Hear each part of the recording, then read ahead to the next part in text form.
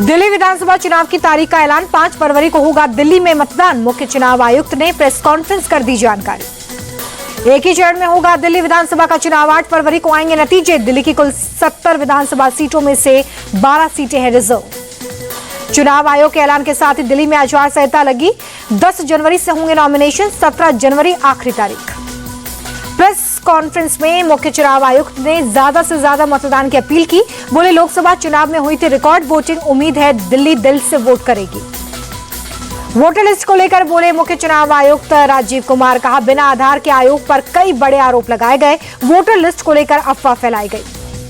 बिना नाम लिए कुछ राजनीतिक दलों पर बोले मुख्य चुनाव आयुक्त। ईवीएम को लेकर फैलाई गई अफवाह।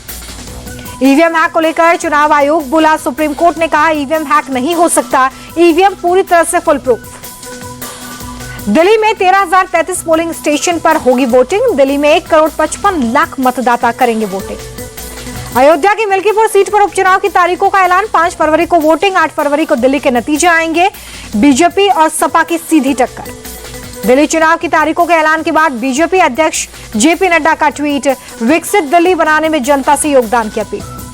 दिल्ली चुनाव की तारीखों के बाद बीजेपी का बड़ा दावा। वीरेंद्र सचदेवा ने कहा 8 फरवरी को दिल्ली में बीजेपी की सरकार बनेगी। बीजेपी उम्मीदवार सतीश उपाध्याय का आम आदमी पार्टी पर निशाना। कहा, आपकी भ्रष्ट सरकार की होगी विदाई, दिल्ली में बीजेपी का कमल खिलेगा। तारीखों के ऐलान के बाद कांग्रेस का पहला रिएक्शन।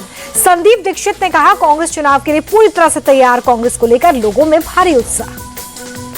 दिल्ली चुनाव की तारीखों के बाद अलका लांबा का बयान। बोली, 8 फरवरी को दिल्ली की जनता सुनाएगी अपना फैसला। आप प्रवक्ता प्रियंका कक्कड़ का बयान। आम आदमी पार्टी चुनाव के लिए पूरी तरह से तैयार।